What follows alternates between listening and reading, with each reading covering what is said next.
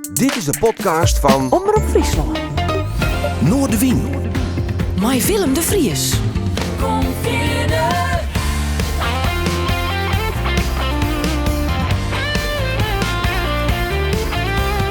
Alles wat te speelt.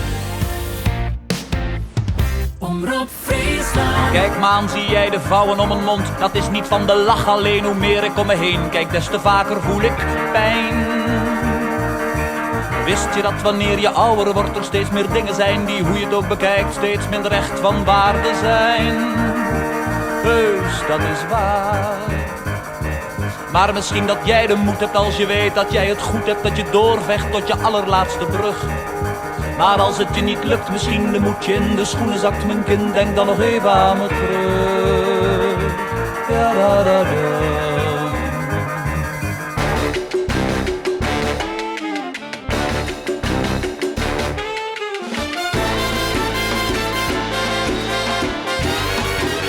Dit is Noordewien.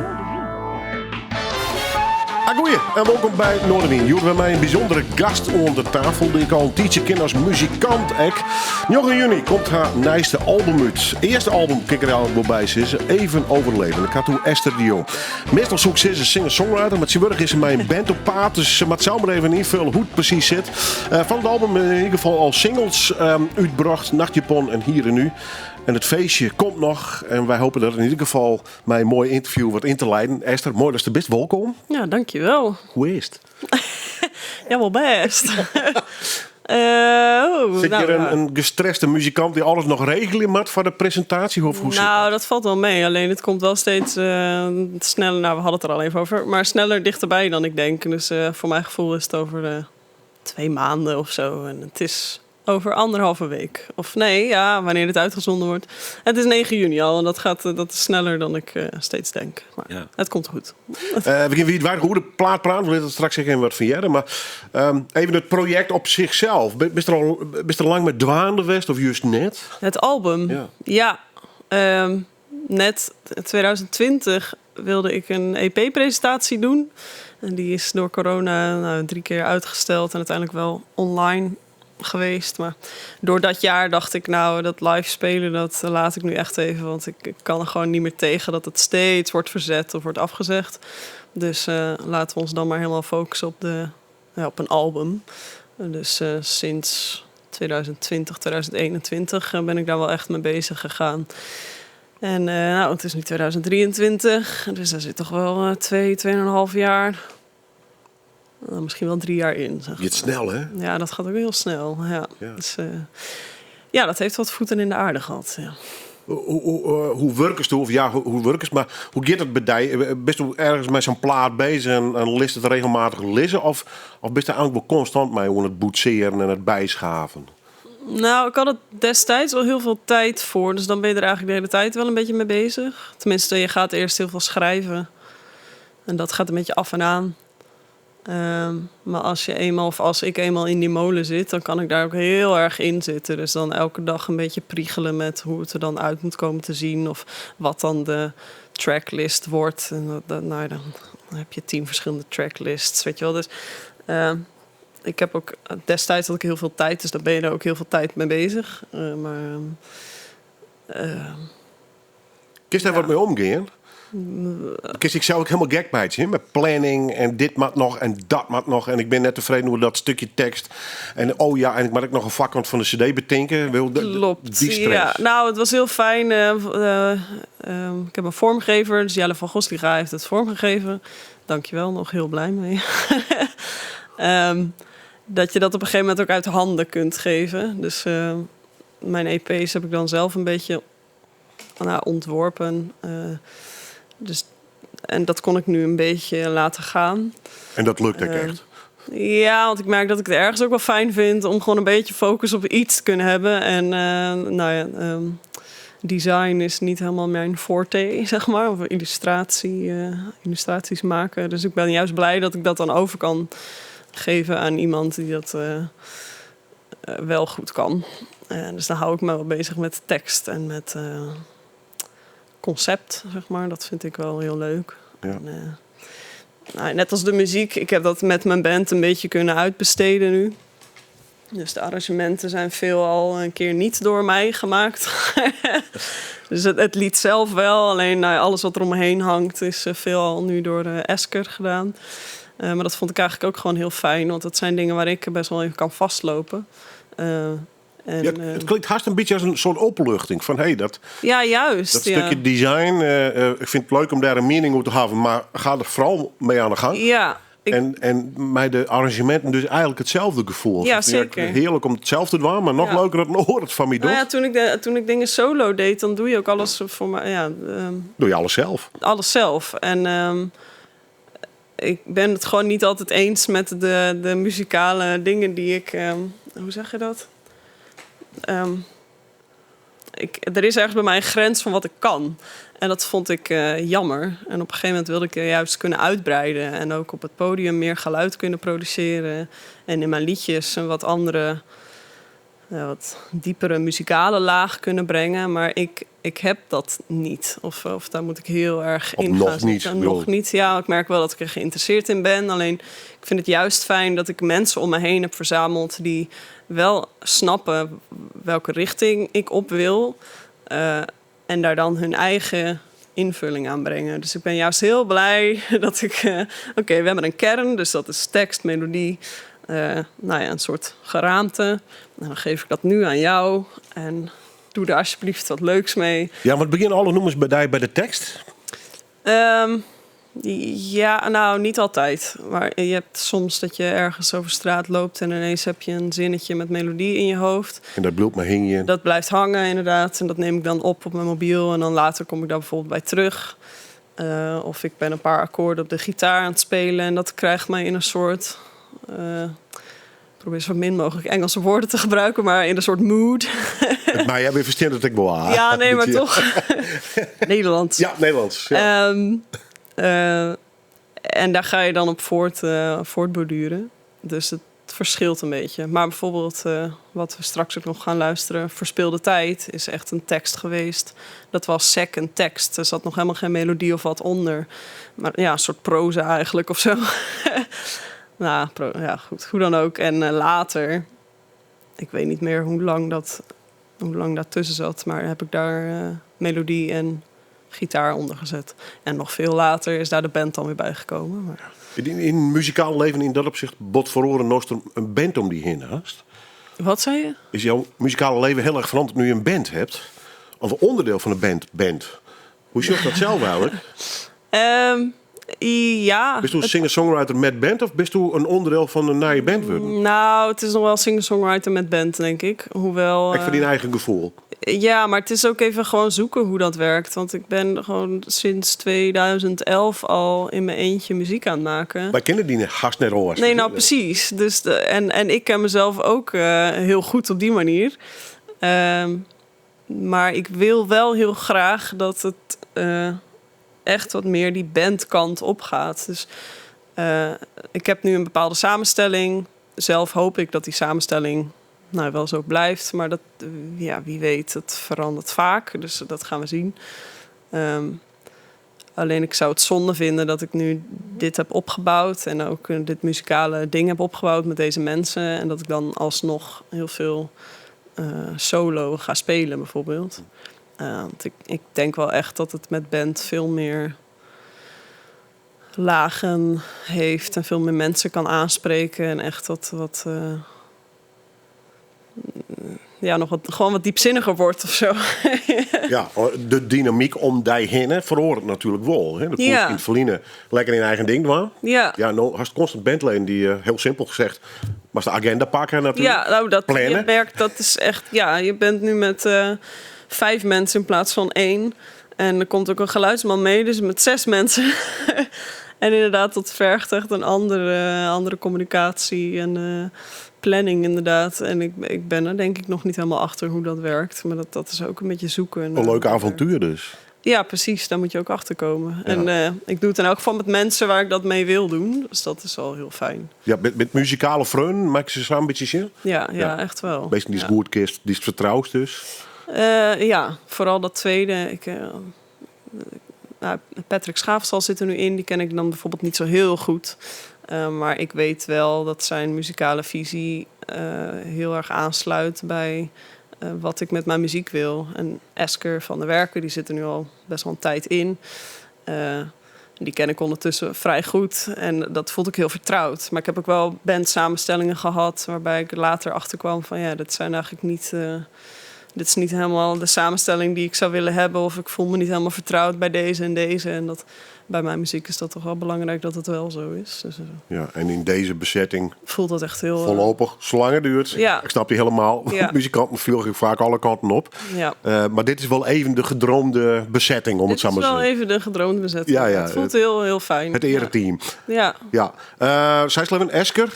Leef ik vooral even nemen Raven van der Werken. Ja. Jochem Knoef. Ja. En was toch zijst Patrick Schaafstal, die ken we intussen ook wel van Oren Acts. Ja. En die completeert zeg maar het hele verhaal. Ja. Ik vind het echt super tof dat ze best. We draaien muziek en we begonnen met Robert Long. Ja. Vertel. Ja, ik ben echt opgevoed met Robert Long. En dan vooral dit liedje ook Kind van Vandaag staat op het album Levenslang. Nou, dat album is gewoon zo vaak gedraaid bij ons thuis. En ik kan denk ik bijna alle teksten van elk liedje wel meezingen. Er zijn ook echt wel liedjes van hem die ik helemaal niet ken. Maar dat is een van mijn grote inspiratiebronnen geweest voor de manier waarop ik schrijf, denk ik. Dus wat ik uit zijn teksten... Die teksten die draaiden gewoon niet omheen. En ik vind dat ook de normaalste zaak van de wereld of zo. Zo schrijf ik ook een beetje. En mensen die schrikken daar soms wel van. En dat heb ik dan eigenlijk niet echt door, want ik ben niet anders gewend, zeg maar. Dus, en Kind van Vandaag vind ik echt een prachtig liedje. Die tekst... Wat stiert er dus op? Wie de radio of een cassettebandje of draaide er een LP? Ja, LP's ook. Ook van, ja. Een aantal dingen waar veel gedraaid is klassieke muziek. Dat is, als ik nu op een zondag klassieke muziek opzet, dan word ik helemaal nostalgisch. Dus dat is voor mij echt een... In welke hoeken van de klassieke zit dan, de wereld? Ik weet niet wat er precies gedraaid werd, maar het was veel opera. En dan weet ik ook echt niet wat voor opera. Nee, maar opera dus. En ja, ik moet dan denken aan Chopin, maar ik zou mijn moeder moeten vragen wat ze precies draaide. Geen idee. Nee. Dus platen of cd's, maar dat was dan voornamelijk Robert Long of Brigitte Kaandorp of Herman van Veen. Frank Boeien hebben we ook veel opgehad. Dus toch vrij veel Nederlandstalig acts. En Robert Long is altijd blijven hangen. Dus dat, ja, Brigitte Kaandorp ook, maar Robert Long... ja, ik vind het echt heel machtig. Of zo. Ja. En dus hij is van de manier van screwen, lijkt het wel wat op die van hem? Dat is vooral die directheid tussen. Ja, dat denk ik. Ik weet niet of je echt heel duidelijk parallellen kunt trekken of zo. Alleen,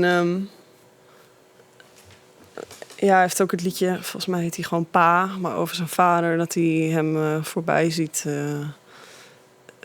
fietsen. Ja, ik weet niet zo goed wat ik erover moet zeggen. Alleen het is heel direct. En, het pakt hij nog steeds dus. Ja. Het is net alleen een jeugdherinnering. Nee, ik vind het ook nog steeds heel mooi. Dus het is niet dat ik denk, ik draai dit omdat ik dan... Nee, ik vind de tekst wel. En qua denken. timing en hoe die muziek... Ja, ik vond het zo grappig. Want ik heb het ook een keer aan Timo de Jong laten luisteren. Want toen hadden we het ook over inspiratie. En hij zei, ik vind die muziek zo raar. En toen dacht ik, oh ja... Dat is eigenlijk ook wel zo, maar ik hoor dat dan niet meer. Zeg maar. Het is normaal. Ja, het is echt normaal voor mij. Dus, ja, en wat is raar en wat is normaal? Ja, dat is ook zo. Het is allemaal smaak. Maar ja. Ja, lieve stapje maatje naar Radiohead. Ja. Is dat, had je het zelf ontdekt? Of via? Nee, wel echt via Esker eigenlijk. Dus eigenlijk de afgelopen 5-6 jaar ben ik er pas echt goed naar gaan luisteren. En vroeger was ik helemaal fan van het liedje Street Spirit, heet het geloof ik. Dus één liedje wat ik dan op mijn iPod had staan en die luister ik dan heel vaak. Alleen... En maar herhalen. Ja, maar het was ik kende Radiohead eigenlijk helemaal niet op dat moment. En dat is dan echt, wanneer was dit, 2000 of zo, weet je, op de middelbare school, basisschool. Nee, middelbare school. Dus verder ken ik niks. Alleen dat ene liedje wat volgens mij op dat moment ook een hit was. En ja, dat bleef dan maar... De sfeer in dat liedje vond ik zo mooi. En ik had ook geen idee wat er gezongen werd. Maar, en nu dus de afgelopen tijd, ook omdat het een grote inspiratiebron voor Esker is... ben ik er meer naar gaan luisteren. Want ongeveer in elk gesprek zei hij... je moet het gaan luisteren. Ja, is goed. En ik vind het echt prachtig. Dus ook, Let Down komt dan van Oké Computer. En dat album, dat draaide ik helemaal kapot in de auto op een gegeven moment. En overal mee blaren. En ik vind... Nog steeds heb ik het grootste deel van de tijd geen idee waar ze nou over zingen. Alleen ik weet dat het Tom York is. Dus het... Nou ja, een van de meest intrigerende popsterren die we gehoord hadden de laatste 30 jaar. Ja, maar je weet overal waar hij over schrijft. Het gaat over klimaat of over industrie. Of wat dan ook, industrie. Ja, inderdaad. Dus, en Let Down gaat geloof ik heel erg over het reizen en een soort molen waar je dan in zit of zo. Maar in elk geval, die sferen die zij de hele tijd pakken, dat vind ik echt prachtig. En die hele muzikale invulling. Nou, ik hoop dat we daar met mijn muziek ook nog meer inspiratie uit gaan halen, zeg maar. Precies.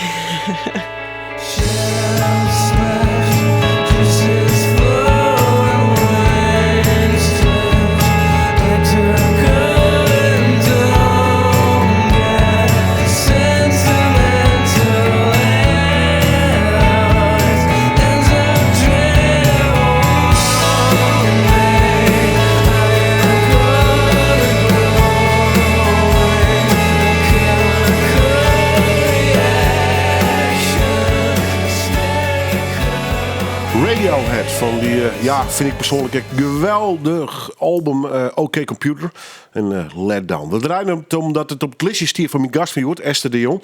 Die, en ik zet er maar even bij, op 9 juni haar presentatiefeestje in Neushoorn hoort. Het album Even Overleven komt dan uit. En het is natuurlijk al een behoorlijke tijd dwaande. Vaak de gastvestig in Noorderwien. Maar zie je ze mij een band trouwden we hoort en we beginnen natuurlijk wijdwijdig praten over de plaats die presenteerd wordt zo.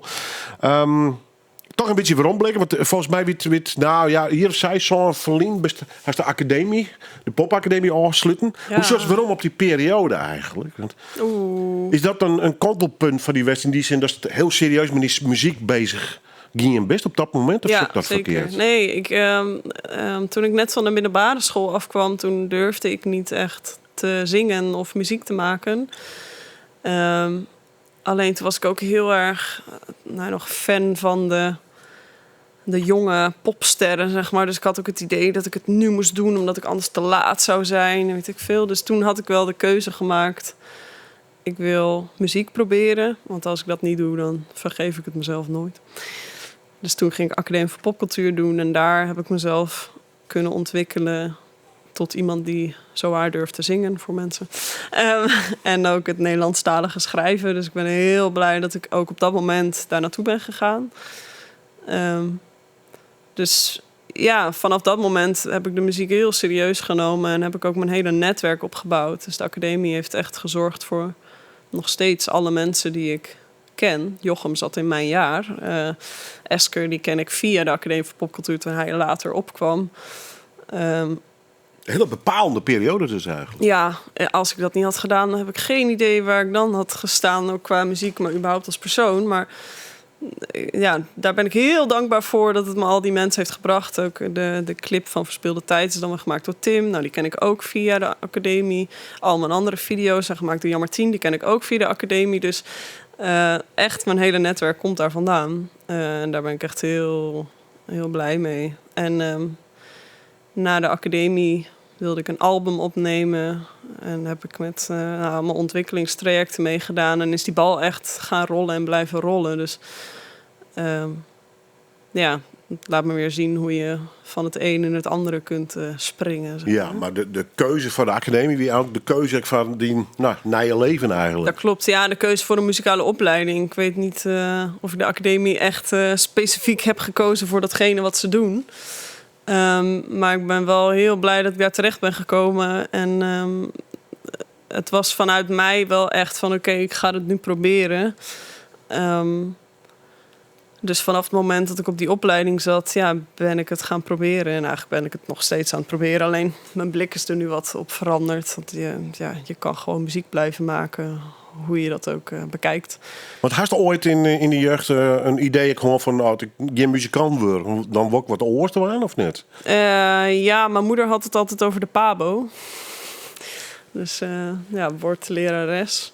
Dus dat was heel lang mijn gedachte. Van oké, als het geen muzikant is, dan, Word ik wel juf. dan is het juf. Ja. Ondertussen weet ik dat ik geen juf wil worden. Ik blijf toch echt liever in de muziek of in de taal zitten, zeg maar. Want die taal, wanneer kwam dat? Ja, goede vraag. Ja, ik omschrijf mijn muziek ook altijd als Nederlandstalige dagboekmuziek. Dus de taal is er wel geweest, altijd al, omdat ik zo vaak schreef. En ook wel veel verhalen schreef, maar ook veel dagboek schreef. Dus ik ben altijd wel aan het schrijven geweest. Ik denk een soort verwerkingsding of zo. En de muziek is daar misschien nog weer een tak van. Want nog meer, dat schrijfsel nog meer diepte krijgt door alle muziek die je er nog bij kan zetten, zeg maar. Ja, want wie altijd voor onduidelijk dat Nederlands de taal voor die weer? Nee, het was dus Engels. Toch wel? Want ik werd ook geïnspireerd door nogmaals al die Amerikaanse, ik wil het niet eens opnoemen, maar Amerikaanse popsterren, zeg maar. Dus het was gewoon Engels. Dus, alleen op een gegeven moment op de academie was er een docent die hamerde heel erg op dat Nederlands. En dat is er ingesleten. En nu weet ik ook niet anders. En ik vind het ook helemaal... destijds dacht ik dat ook al. Van in het Nederlands kan ik mezelf veel beter uiten dan in het Engels. In het Engels blijft het een beetje... ik kan wel goed Engels, maar dit stukje wat ik weet, zeg maar. Ja. En in het Nederlands kun je daar gewoon mee spelen. Want dat ken je veel beter. Want achter die naam zit de geboorteplak Dokkum. Ja. Hast u nog wat van het Fries bij kregen? Of weer die om jou en toch voornamelijk Nederlandstalig? Ja, wel echt Nederlandstalig inderdaad. Mijn vader is Fries. Alleen mijn ouders zijn vrij vroeg gescheiden. Dus mijn moeder komt uit Heemstede. Dus die is gewoon Nederlands. Dus ik heb wel veel Fries om me heen gehad. Mijn opa of mijn oom en tante wel. En destijds mijn opa en oma ook. Maar ja, maar in contact met die ouders en met name met die mem dus? Ja, dat was altijd Nederlands. Nederlands, ja. Dus ik ben wel blij dat ik Fries veelal kan verstaan. Ook niet altijd. Alleen ik vind het toch wel jammer dat ik het niet zo goed kan spreken. Dus ik heb wel eens in Ternaard, dat ik dan in de spar daar ben. En dat ik dacht, kijk, ik ga nu gewoon in vol Fries met deze cashier praten. Ik voel me dan echt een soort fraud. Ja. Ik kan dit niet, weet je wel. Maar goed. Ja, nee, maar omdat je graag met taal boetest... kijk me heel goed voorstellen. Zeg van ja, de taal die ik kies, dat maak ik een soort speeltuin van mij wijzen. Ervaart dat ik zo trouwens? Dat het Nederlands een soort. Daar kan ik lekker mee om boetseren. Ja, ik zou het nog wel meer willen hebben, dat gevoel. Dus ik weet niet wat het is, maar ergens zou ik daar nog veel meer in willen duiken. In de gekkigheden van de Nederlandse taal. Maar ik merk wel dat ik het heel interessant vind als je overeenkomsten vindt tussen bijvoorbeeld het Fries en het Nederlands of Fries en Engels lijken blijkbaar heel veel op elkaar, wat eigenlijk ook wel heel logisch is. Maar dat je die vondsten daarin wat vindt. En je merkt wel een aantal taalkunstenaars. Ik was laatst bij Herman van Veen, wat ik echt geweldig vond in de harmonie. En je merkt bij hem, hij is elke dag met taal bezig. En hij vindt van die hele kleine speelse dingetjes. Dan denk ik, ja, dat wil ik uiteindelijk ook. Ja. Alleen ik ben, denk ik... ik wil daar nog meer mee bezig zijn. Maar ja, goed, daar moet je ook een soort rust in vinden of zo. Ja, je bent hartstikke jong, toch? Ja, dat is ook zo. Ja, dat is ook zo. Maar toch haast? Nou, zo voelt Hast toch het een wel. protte onrust, of niet? Ja. Het moet. Het moet altijd nu gebeuren. Ja, absoluut. Het Alleen pad van jezelf dan natuurlijk, maar toch. Het moet al 6 jaar nu gebeuren. Ja. Zeg maar. Dus ja, daar ben ik nog niet helemaal over uit hoe ik daar rustig in kan zijn. En daar heb ik met medemuzikanten ook wel gesprekken over. Daan Tols, die in mijn band zat, niet meer. Maar die zei ook, ik ben er heel erg achter gekomen dat ik moet genieten, of wil genieten van de reis en van het maakproces. Want het uiteindelijke resultaat, of wat je wil dat het doet, gaat altijd anders zijn dan wat je verwacht. Dus geniet van het stuk waar je mee bezig bent. Want dan maakt het ook niet zo heel veel uit hoe het valt, zeg maar. En ik heb dat gewoon nog niet in de vingers, hoe je dat moet doen. Nou, misschien heeft het ook wel nodig, die onrust, voorlopig. Ja, klopt. Maar ik merk als artiest wel dat ik heel erg aan het kijken ben naar 9 juni. Dan moet het gebeuren. Dan moet het helemaal alles goed zijn. En er moeten mensen aanwezig zijn. En, terwijl het spelen is al vet leuk. En ik sta er met een band. En geluidsman en iedereen die daar is, die doet het om het tot een hoger niveau te brengen. En die vindt het leuk en mooi. En het kost toch best wel veel moeite om dat in je hoofd te houden. Van wat we aan het doen zijn, is al heel vet. Ja, maar die datum, hè? En dan het tijdstip en plannetjes dit en plannetjes dat. Ja. De stress van een popartiest, om het zo maar zo nu te drukken. Ja. Wij gaan weer muziek draaien. Big Thief.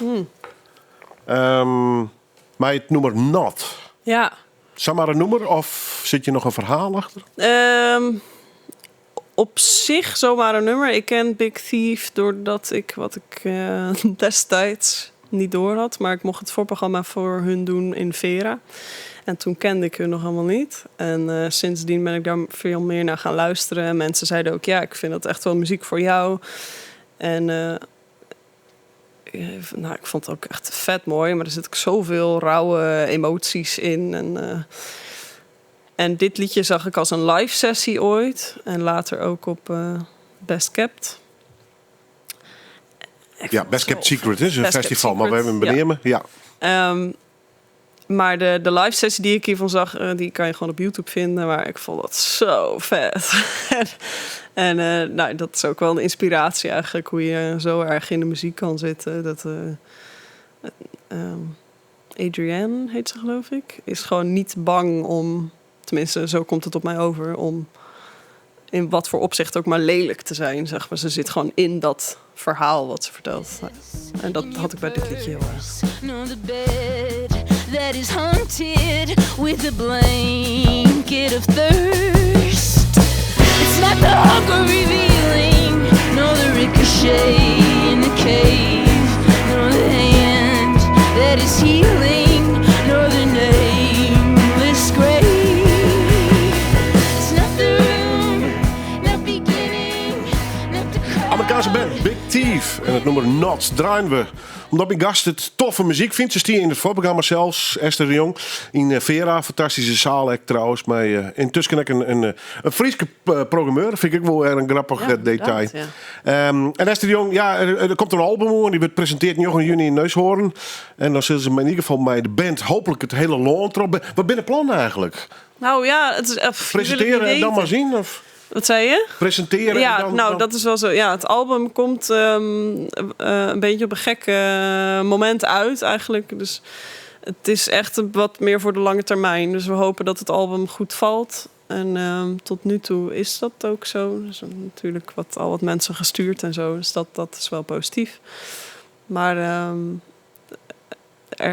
corona is echt... Ja, dat weer een drama. Je merkt, jij zei het net ook al, maar het is echt heel lastig om daartussen te komen. Dus ik hoop dat het volgend jaar... Nou, het moet gewoon echt nog bouwen. Ja. Dus we spelen wel... Kan ik dat al zeggen? We spelen wel op Simmerdijs. Dat is heel leuk. Dus eerst toch denk ik het noorden maar even pakken. En dan verder. Maar het is echt moeilijk. Ik vind echt, wat heeft die in de Holle? Wat zoest wollen? Ik bedoel, kiest het club... publiek opziek je? Of zit toch richting kleinkunst? Of was toch de singer-songwriter circuit in mij de band? Hast een idee? Of? Nou, we hebben nog helemaal niet zoveel live gespeeld. Dus het is ook even zien hoe het valt. Zoeken dus. Ja, het is nog echt zoeken. Want ik zie mezelf echt wel een theatertour doen. Bijvoorbeeld, ja. En dat wil ik ook heel graag. En dat is ook iets voor over een paar jaar, denk ik. Alleen... Maar het wordt in publiek opbouwen dan nog. Dat hè? klopt, je moet alsnog opbouwen. Dus ik denk dat het ook echt wel in een club zou passen... en op een festival zou passen. Alleen nogmaals, we hebben het bijna niet kunnen testen nog. Nee, dus... nee. Maar ik noem ja, er zitten echt wel bandnummers bij. Hè? Dus lekker klopt. volle bak. Ja. Redelijk up-tempo. Ja. Het is net meer al je singer-songwriter tempo. Nee, zeker niet. Dus en dat is ook niet een de dampende bedoeling. zaal wel. Dat zou leuk zijn, Ja. ja. Dus ik haal ook inspiratie uit Wende bijvoorbeeld. Nou, dat is natuurlijk ook een theatervrouw Ja, wel power. geweest. Heel Ja, veel en die power. heel veel power. En die gaat dan nu, of al een tijdje, maar het clubcircuit is allemaal in. En ik vind dat dat ook kan met mijn muziek. Dus het is alsnog luistermuziek. De tekst is voor mij alsnog leidend. Dat zal denk ik ook altijd wel blijven. Alleen de invulling, aanvulling is echt, echt soms best wel hard. En ik hoop ook dat dat overkomt. En ik denk ook wel dat dat overkomt. Maar dat moeten we nog allemaal uitzoeken. Maar en Into the Great Wide Open en zo, dat zijn echt wel festivals. Daar gaan we echt wel spelen. Ja. Niet dit jaar, maar daar komen we echt nog wel te staan. Goed zo. Het is een fantastisch festival. Ik denk dat het een mooi podium voor die is. En Ja. het publiek ook. In dat opzicht de product verloren nog bij een landelijk label. En een best wel bekend label in bepaalde kringen. Lekker dan zoals is Excelsior tekenen hast. Is dat vielen merken? Want hij is in ieder geval de plaatopname bij de verste producer van het label. Ja, klopt. Frans Hagenaar. Frans, ja. Nou ja, het is...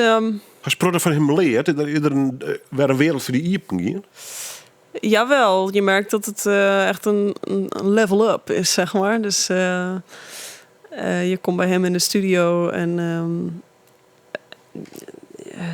hoe zeg je dat? Hij wil eigenlijk zoveel mogelijk in één keer opnemen. En wij hebben die demo's die we daarvoor hadden gemaakt. Dus het eigenlijk een soort eerste versie van het liedje. Echt in lagen opgenomen. En daar kom je dan ineens met z'n 5 daar aan. Of 4 was het toen. En dus je wil zoveel mogelijk in één keer. Even schakelen dus. Even schakelen, inderdaad. Maar het was wel een heel leerproces. Überhaupt ook, hoe willen wij eigenlijk opnemen? Alleen uiteindelijk met het uiteindelijke product was het ook wel intern bij Excelsior. Dat ze zeiden van het is echt wel een... in positieve zin, maar een moeilijke plaat geworden. Dus je wil hier ook publiek voor opbouwen. En je moet mensen ook een beetje bij de hand nemen om hierin te komen. Dus Maar het echt groeien. dus het is ook, en dat wil ik ook niet, maar het is niet makkelijk luisterbaar. Ik zet het even op, muziek op de achtergrond, zeg maar. Maar dat wil ik ook niet, dus dat is, daar ben ik niet boos over. Maar daar heb je wel een soort strategie ook voor nodig. Van oké, hoe breng je dat dan stapje voor stapje bij de mensen? Ja. En daar zijn we nog steeds mee bezig. Bijvoorbeeld Danny Vera zit ook bij Excelsior. Die scoort een hit. En die verkeert stoors, om het even plat te zeggen. Ja, En doe maar toch een orenroute, denk ik, kiezen. Ja, maar ik denk ook... door alle, daar hebben we het ook intern veel over, maar door alle wijzigingen, ook vinyl, dat dan 8 maanden of 9 maanden duurde voordat we dat dan in handen hadden. Oktober had het opgestuurd en april kreeg ik het binnen, zeg maar. Moet je het ook een beetje schakelen qua planning. Dus dat zijn we... Het is steeds aanpassen van oké, hoe gaan we dat dan nu aanpakken en wat is de planning eigenlijk? De planning is heel langzaam bouwen. Ja. Dus ik hoop in het najaar wat bandshows te kunnen doen. En anders voorjaar 2024. Dan heb je het alweer over een jaar verder. Weet je wel? Dus dat... Het is echt ongelooflijk. Hè? Dat is voor u plannen, master. Ja. Dat was dus nu al rond 2024. Ja, eigenlijk al 2025. Ja. Dus daar hebben we het ook over gehad. Ja. Dus als de theaters ooit nog gezien wordt, dan dan moet je 2 jaar van tevoren... zit het helemaal in het voor. Ja. Dus, en dat komt allemaal echt wel. Alleen ik hoop... ik moet ook voor mijn gevoel... ik ben aan het opstarten, zeg maar. Maar door corona ben ik in een soort pauzestand gegaan, heb ik het idee. En daar moet ik nou wel weer... Oké, we kunnen weer. Oh ja, kunnen we weer? Oké, de grote acts kunnen voornamelijk weer. Maar we kunnen wel weer. Dus ga maar weer nadenken over wat je wil. Ik wil gewoon spelen. Rare vraag, maar ik stel hem toch. Had je nog zelfvertrouwen zeg maar, om die zelfvolle tijd te gunnen? 2024, 2024, dan mag je wel weten voor het worst. Dat klopt. Ik denk zeker dat ik dat wezen wel... van, nou, ik, mijn muziek, mijn teksten, mijn band, even Ja. egoïstisch. Dat is goed genoeg. Ik zou willen dat ik het gewoon kon doen en dat het alles is wat ik hoefde te doen. Alleen ik moet daarnaast ook ander werk hebben om geld te verdienen. En ik merk eigenlijk dat stukje, waar ik echt niet over na wil denken, dat het heel veel van mijn denkruimte inneemt. Dus ik heb niet zo heel veel zin om daarover te praten. Alleen ik wil echt voor die muziek gaan, maar ik heb geld nodig. Dus nee, voor mij is het eigenlijk niet zo'n probleem om dat lange termijn plan te zien of te maken. Oogkleppen op en... Ja, dat wil en dat kan ik ook echt wel. Ik merk wel dat ik er heel veel ongeduld voor heb. Dus wat we net ook al zeiden, ja, alles moet nu gebeuren. Terwijl, nee, weet je, nee, je moet echt stapje. Alleen, ik kan daar tot nu toe de rust nog niet echt in vinden. Omdat ik altijd die tweede kopzorg heb van brood. Brood op de plank. Brood, ja. Water en brood. Dus nou heb je ook natuurlijk subsidies en dergelijke. Maar in elk geval, het is een soort tweesplitsing die je dan hebt. Terwijl ik wil eigenlijk gewoon heel graag dit doen. Eén ding. Dat, ja. Maar dat kan niet. Ondertussen, de planning valt te leven. En de nieuwste single is uit. Ja. Verspilde tijd. Ja. Wat is dit voor festje? Want we beginnen draaien. Yes. Zit je nog een verhaal achter? Hoeft net alles uit te lezen? Nee, Sommige dingen maar ik gewoon een verbeelding horen. Maar ik vrees die toch. Had je een verhaal hierbij? Nou, ik weet niet. Dit liedje is best wel lang geleden, dus ik weet niet meer precies wat het was. Alleen dit was dus zo'n tekst die, nou, ik denk in een kwartier erop stond en er gewoon allemaal ik wil steeds het woord niet gebruiken, maar allemaal uitgekotst moest worden, zeg maar. Dus het is nog steeds voor mij heel actueel. Alleen alle schakeltjes die je steeds meer aan alle linkjes die je maakt. En ja, een soort hier zit ik nu mee verhaal. En muzikaal is dat nu ook helemaal ondersteund met strijkers. En het wordt steeds... Er zit een soort urgentie achter of zo. Dus ja, daar ben ik super blij mee dat dat er nu in zit. Dus ja, ongemakkelijk gevoel. Dan wie start de plaat? Yes. En te zijn wie ik ken, ik herken mezelf niet meer. Om te zijn wie ik ben, en dan ben ik er weer. Maar ik raak mij steeds kwijt in iets van eenzaamheid.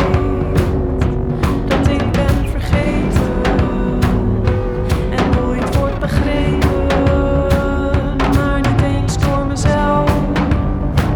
Dus hoe moet ik nou weten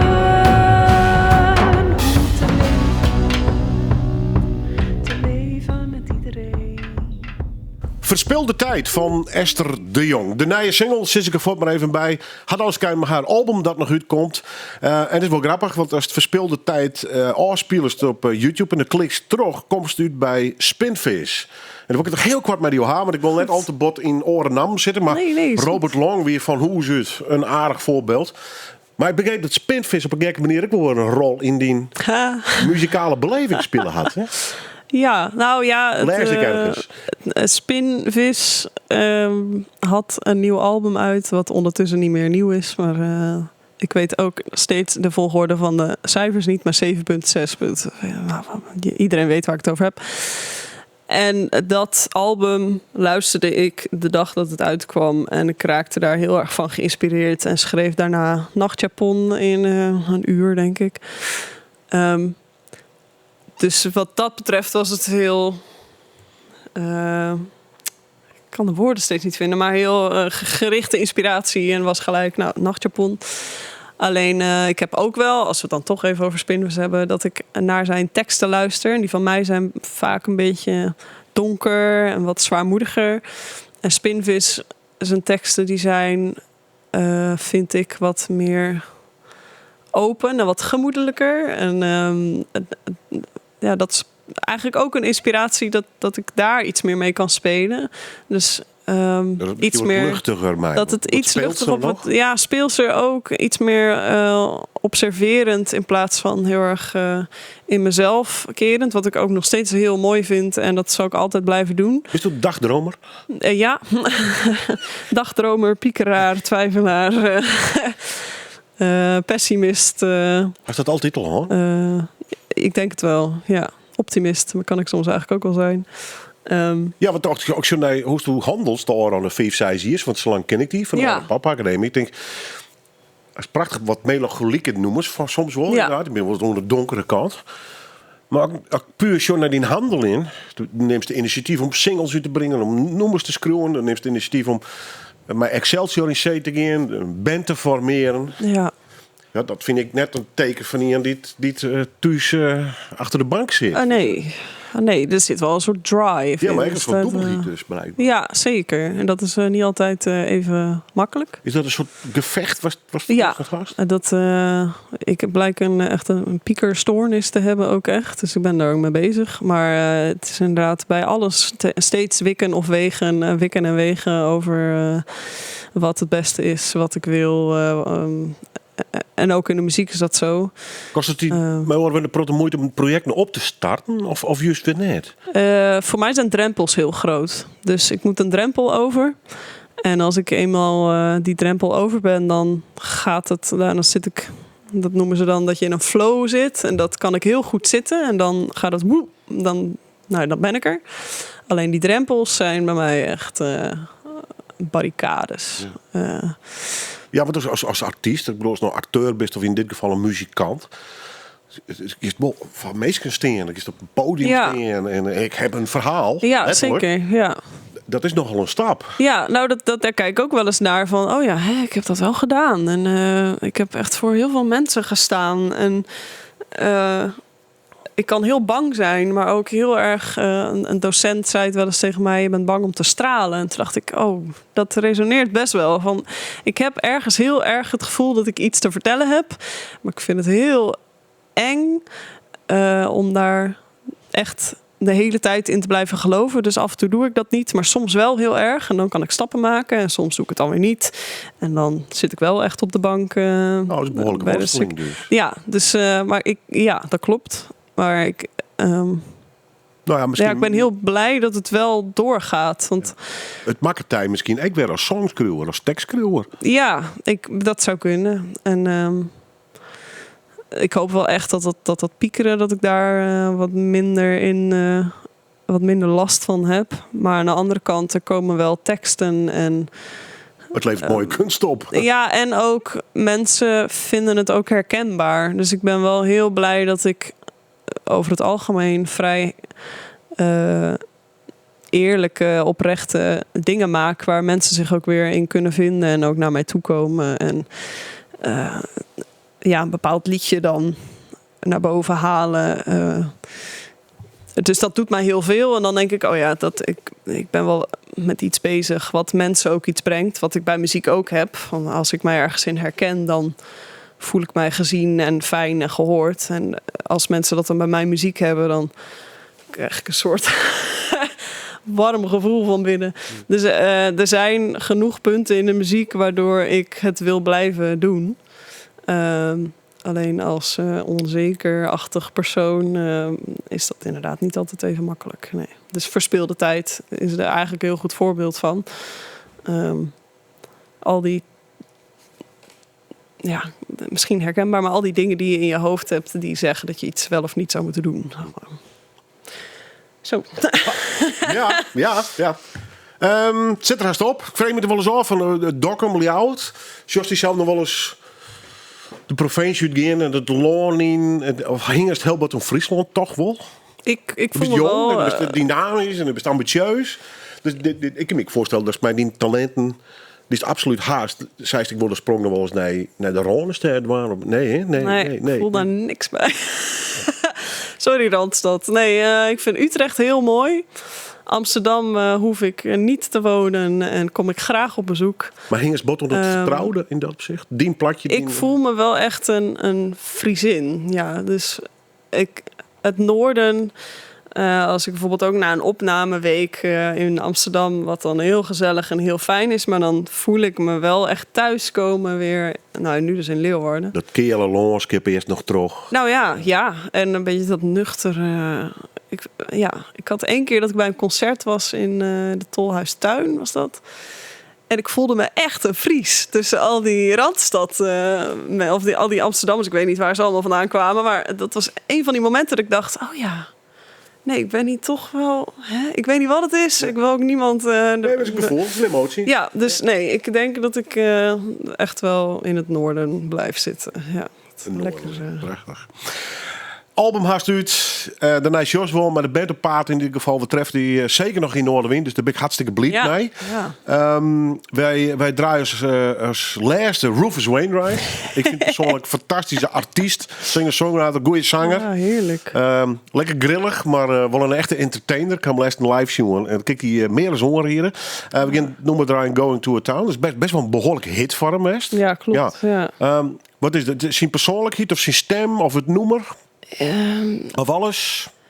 Ik denk eigenlijk alles wel. Alleen ik ben zo onder de indruk van zijn stem inderdaad. En dit liedje heb ik kapot gedraaid. En ook met Esker. We zaten zo, dit is zo'n geweldig nummer. En nou, de hele tijd... Luister nou! Ja, het is vrij random dat hij hier nu tussen staat eigenlijk. Want ik haal meer inspiratie uit andere bands. Alleen ik vind... dit liedje zo heerlijk. En het is zo... melancholisch is niet het woord, maar je gaat er echt in hangen of zo. Dus geweldig. Ik kan er niet vrij meer over zeggen eigenlijk. Dankjewel. Alsjeblieft.